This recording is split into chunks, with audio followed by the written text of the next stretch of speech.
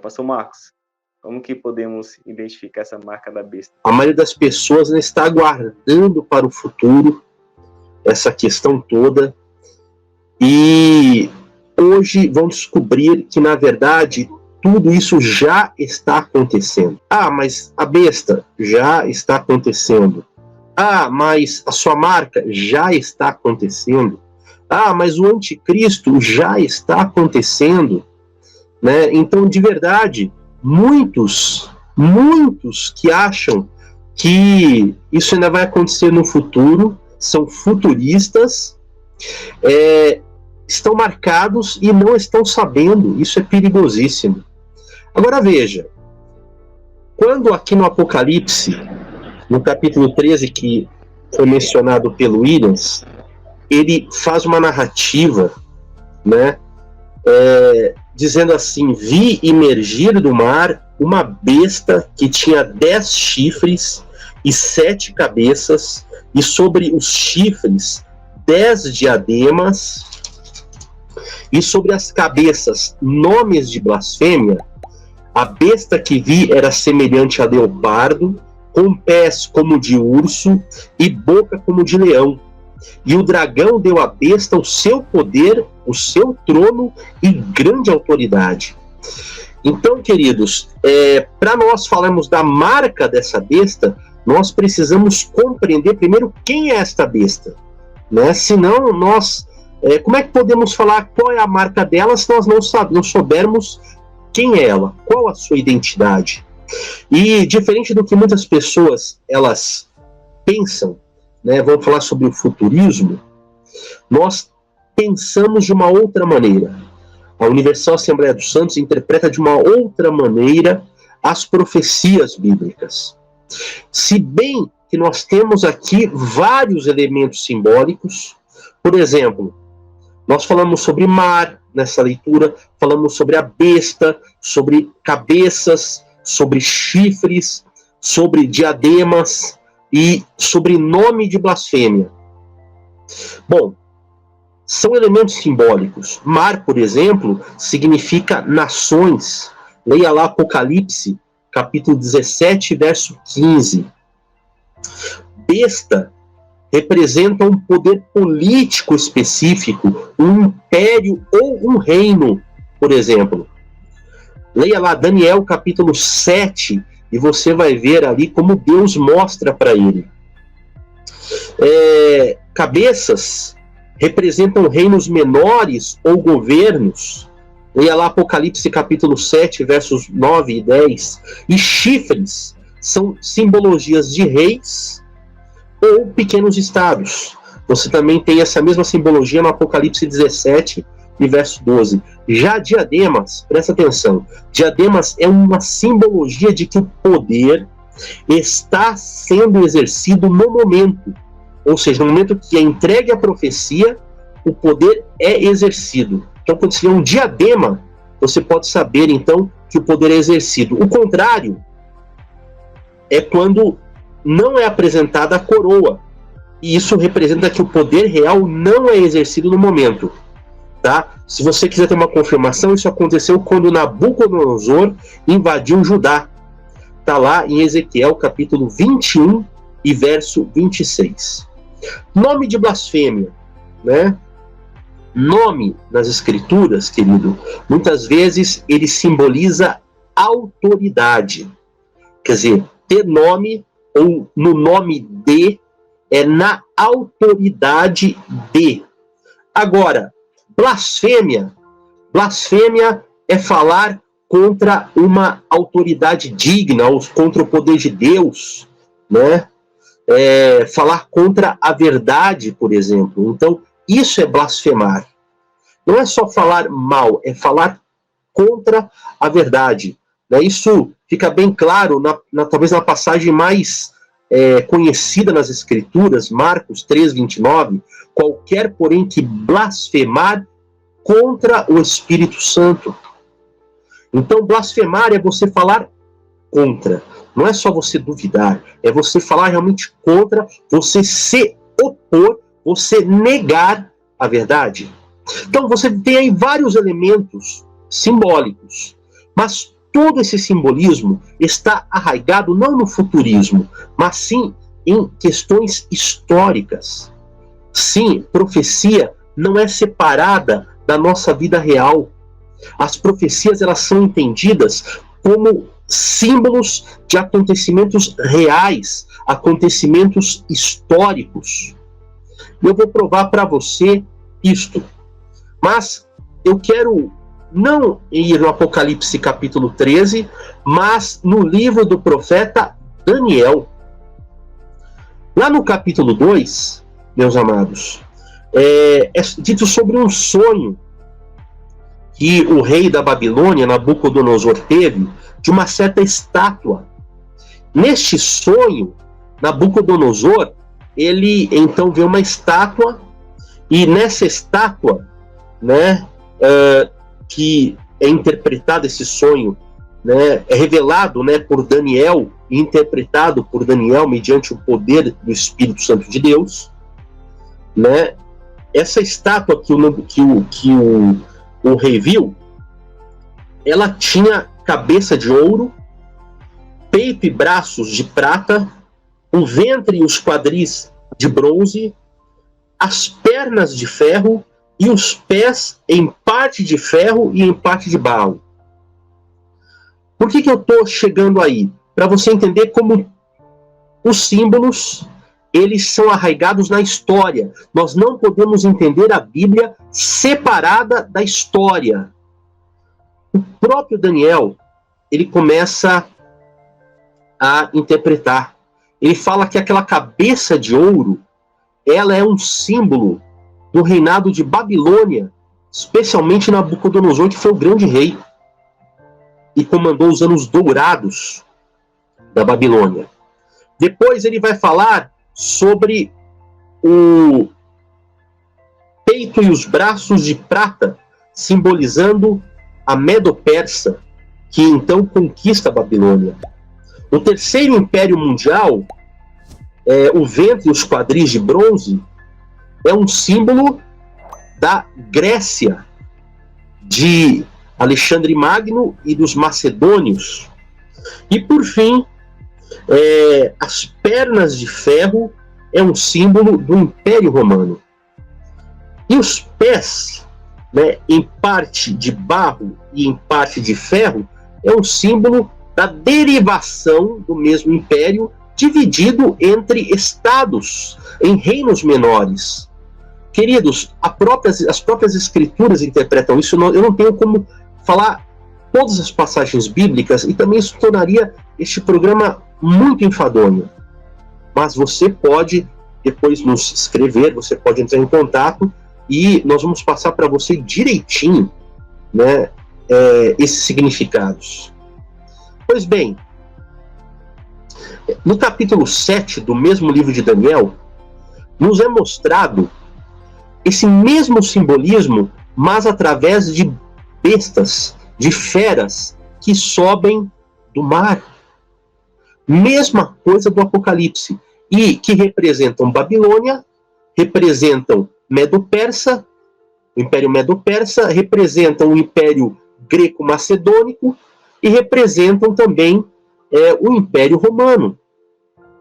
E nos é dito que o último desses impérios é o romano. Após este, vem um reino que é estabelecido e que jamais terá fim. Na primeira visão, este reino ele é simbolizado por uma pedra que é cortada sem auxílio de mãos e atinge a estátua nos seus pés. Na segunda visão de Daniel, é simbolizado pelo Filho do Homem, que então implanta o reino de Deus e acaba com todos os outros impérios. Então veja, queridos, se o último império é o Império Romano, não pode haver outros impérios mundiais além desses. Alguém vai falar para nós assim, mas vocês estão loucos, porque o Império Romano acabou faz tempo. Vamos dizer assim. Mas entenda, nós estamos falando de símbolos. E outra coisa, nós não estamos falando de todos os impérios da Terra, nós estamos falando de autoridades e poderes espirituais que continuam operando no mesmo poder e no mesmo espírito. E nós estamos falando também de, na verdade, de uma continuação, como indica muito bem os pés da estátua. Senão, a própria Bíblia teria errado, porque ela mostra como último império os pés da estátua. E, na verdade, né, o Império Romano já se dividiu há muito tempo. Mas então, como explicar tudo isso? Aí entra, né, a interpretação histórica, e essa interpretação histórica com base no Apocalipse. Mas veja, segundo o livro do profeta Daniel, o último desses impérios é o Império Romano. Agora, veja, para nós entendermos quem são as bestas do capítulo 13, nós vemos que essa besta, essa primeira, ela tem algumas características. Ela é semelhante ao leopardo, os seus pés são como o do urso, a sua boca é como a do leão, e o dragão deu o seu poder a ela, o seu trono e grande poderio. Então veja, queridos, nós temos que entender que o Império Romano, ele talvez seja o grande império de toda a história, pelo menos o que mais se destaca, né? Ele se desenvolve na Península Itálica, né? Começa, na verdade, no século 8 a.C., né? Mas ele realmente vai adquirir poder muitos séculos depois, e ele então, durante 12 séculos, ele transita de uma monarquia para uma república oligárquica e se torna um vasto império que domina toda a Europa ocidental e as redondezas, todo o mar Mediterrâneo. E de que forma ele faz isto? Por meio de conquista de outras terras, de outros reinos e de outros impérios, e também pela assimilação cultural. Agora veja que interessante, no Apocalipse, as características gerais deste império estão relacionadas com todos os antecessores do livro de Daniel. Então, podemos destacar a velocidade das conquistas do Império Grego, que é o símbolo do leopardo.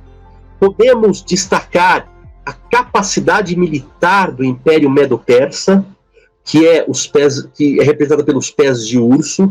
Podemos destacar, né, o estilo de governo do Império Babilônico, que é a boca de leão. Então, você percebe que esta besta acaba sendo uma síntese, mas representando o Império Romano. Então, esta é a primeira besta.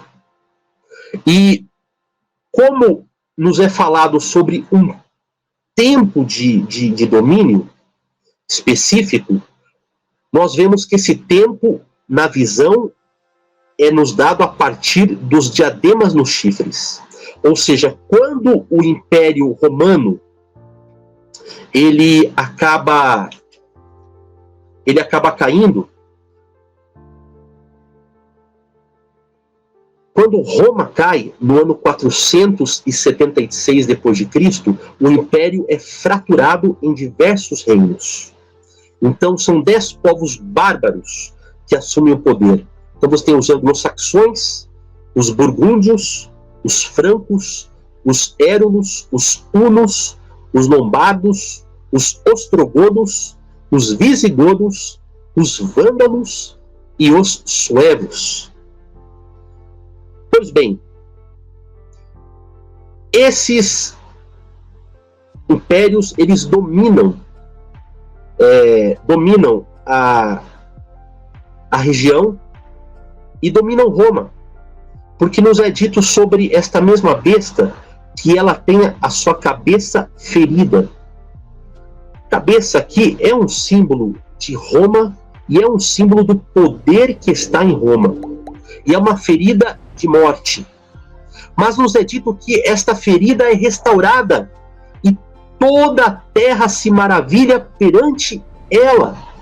Pois bem, no ano 554, Justiniano, comandando o Império Romano do Oriente, a partir de Constantinopla, ele volta a tomar o poder na Europa, ele volta a tomar o poder em Roma e volta a reabilitar o Império Romano. E aí ele vai até 1400 e pouco. Então veja, esta primeira besta é um símbolo do Império Romano e dos dois aspectos do seu poder. O primeiro, o aspecto civil. O segundo, o aspecto religioso, que o fazem exercer autoridade mesmo após ele ter perdido a sua força política ainda nos dias de hoje. Nos é falado aqui também sobre uma segunda besta, a besta que sobe da terra.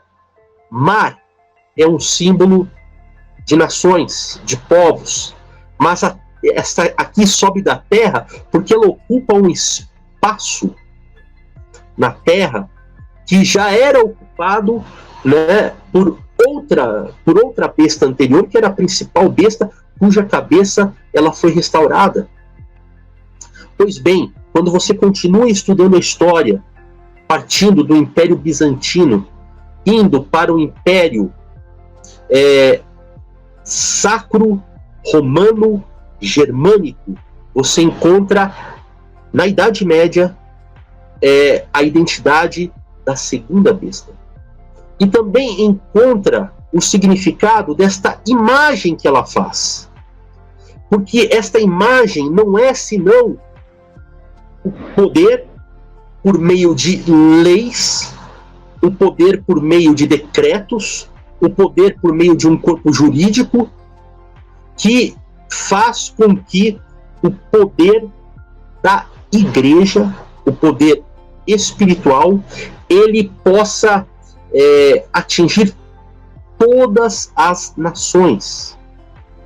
Então, queridos, nós encontramos a identidade destas bestas na Idade Média com o Império Romano, com o Império Romano do Oriente, com o Sacro Império Romano, principalmente por meio de Carlos Magno, e com o Sacro Império Romano Germânico, por meio de Otto I em diante.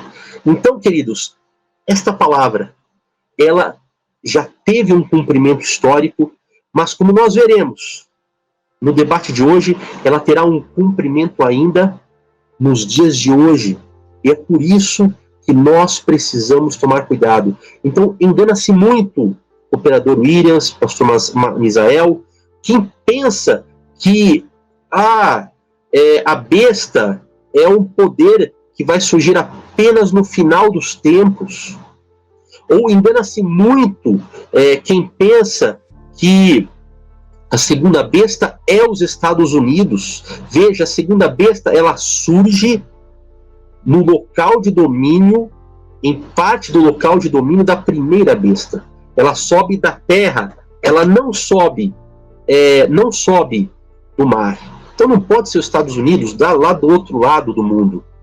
Então nós temos que ter um entendimento correto das Escrituras Sagradas. Agora, não esqueça de uma coisa. Essas autoridades, estes poderios, eles só existem porque uma criatura chamada dragão dá a sua autoridade a elas. E este é o símbolo de Satanás.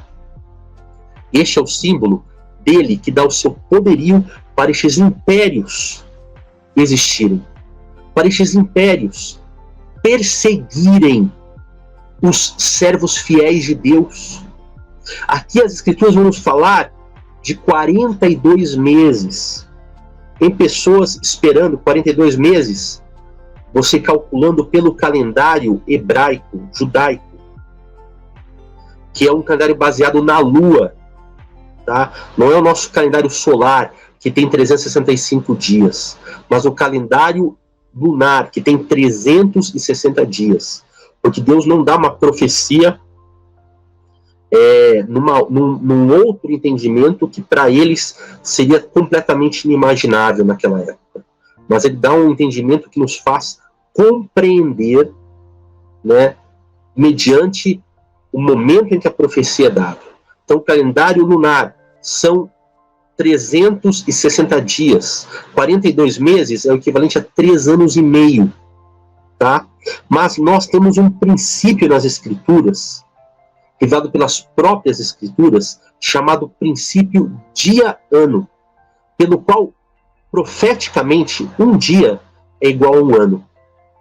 Então, quando você fala em 42 meses, você fala em 1260 dias, que seriam literalmente 3 anos e meio, mas que na verdade são 1260 anos. Este é o período em que a besta ela tem poder para perseguir o povo de Deus. Isso já se cumpriu? Já.